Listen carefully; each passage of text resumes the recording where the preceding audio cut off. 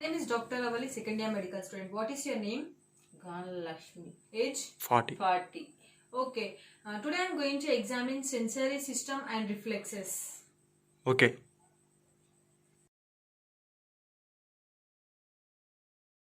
Use a sharp safety pin. Occasionally substitute the blunt end for the point. Ask the patient to tell is this sharp or dull. To prevent blood-borne infections, discard the pin or devices safely and do not reuse it to the other patients.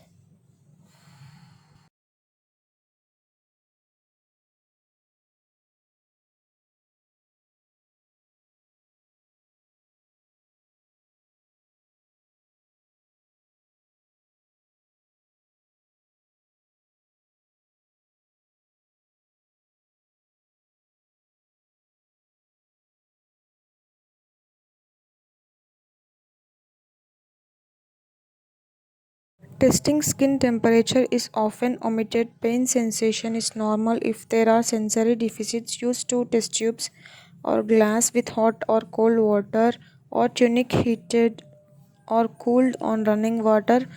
Touch the skin. Ask the patient to identify hot or cold. With a wisp of cotton, touch the skin lightly, avoiding pressure. Ask the patient to respond whenever he or she senses and to compare one area with the another. Avoid testing colloid skin, which is normal, relatively insensitive. Use low-pitched tuning fork of 128 Hz. Tap it on the heel of your hand and place it over distal interphalangeal joints of patient finger.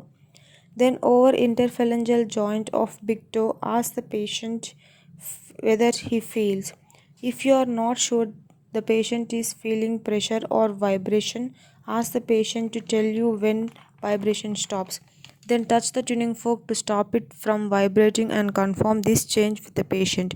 If vibration sense is impaired, proceed more proximal bony prominences like wrist, elbow, medial malleolus, shin, patella, anterior superior iliac spine, spinous process and clavicle.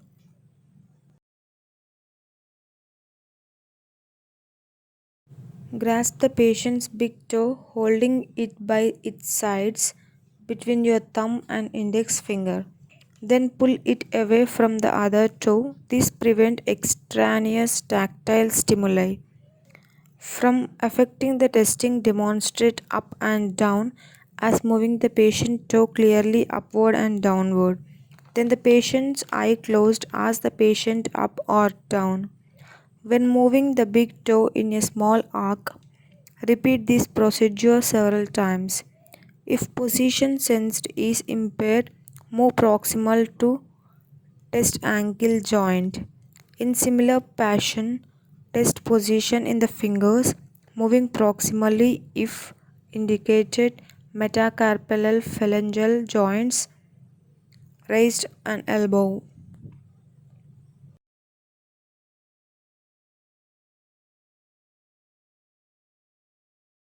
Discriminative sensation depend on touch and position sense. They are very useful only when these sensations are either intact or only slightly impaired. First test for the discriminative sensation is stereogenesis. It refers ability to identify object by feeling it. Place some familiar objects like coin, paperclip, key, pencil, etc. in the patient hand and ask the patient to identify what it is. If arthritis or other conditions prevent the patient from manipulating an object well enough to identify it, test the ability to identify the numbers with blunt end of a pen. Draw a large number in the patient's palm. A normally able person can identify more such numbers. Using two ends of a paper clip or two pins, touch a finger pad in two places simultaneously. Alternate the double stimulus irregularly with one point touch. Be carefully not to cause pain. Find the minimal distance at the where patient can discriminate one from 2 points, normally less than 5 mm on the finger pad. mini distance. This can be used on other parts of the body, but not normal distances vary widely one body region to the other.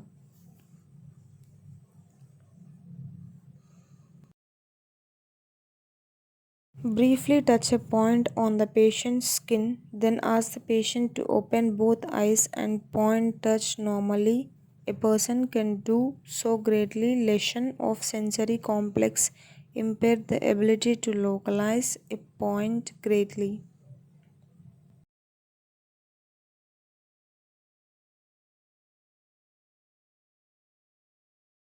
Stimulate one side or simultaneously stimulate corresponding areas on both sides of the body.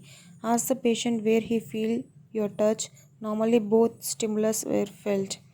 With lesions on sensory cortex, only one stimulus may recognized. The stimulus to the opposite side, the damaged cortex is distinguished.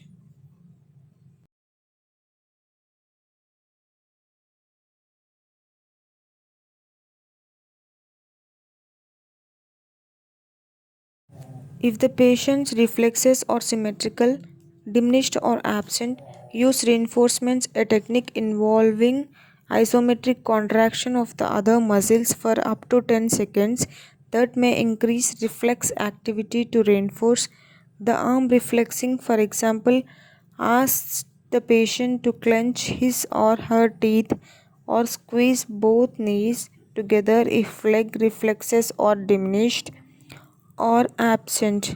Ask the patient to lock fingers and pull one hand against the other. Tell the patient to pull just before you strike the patellar or Achilles tendon. The patient's elbow should be partially flexed, forearm pronated with the palm down. Place your thumb or finger firmly on biceps tendon. Aim the strike with the reflex hammer directly through or digit towards the biceps tendon. Observe the flexion at the elbow and watch for the field contraction of biceps muscle.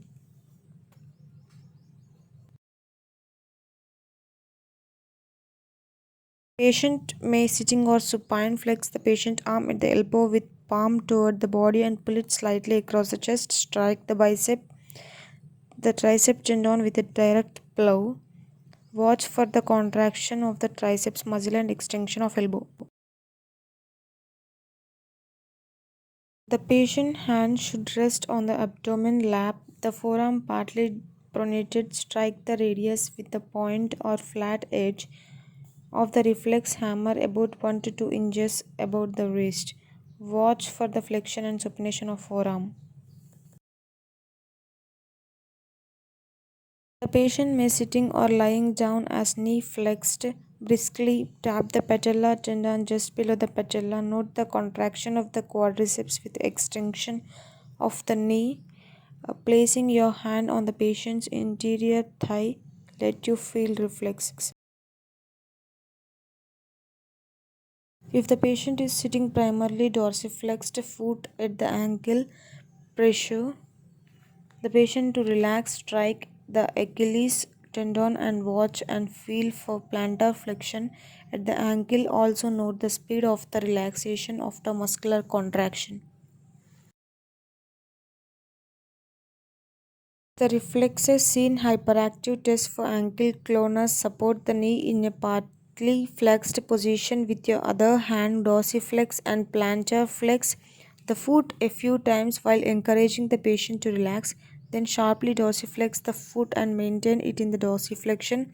Look and feel for the rhythmic oscillation between dorsiflexion and plantar flexion. Normally, ankle does not react the stimulus. Test the abdominal reflexes by lightly but briskly stroking each side of the abdomen above and below the umbilicus. Use key, wooden or cotton applicator or tongue blade to split longitudinally. Note the contraction of the abdominal muscle and movement of umbilicus towards the stimulus. Abdominal reflexes may be absent in both central and peripheral nerve lesions. With a key stroke, the lateral aspect of the sole from heel ball of the foot curving medially across the ball, use lightest needle to provoke or respond but increase firmness if increase from the stimulus by flexing hip and knee. Hold the ankle. It's necessary to complete your observation and at times it's difficult. Distinguish withdrawal from Babinski response. Dorsiflexion of a toe is positive response. Babinski response arising from the CNS lesion affecting cortical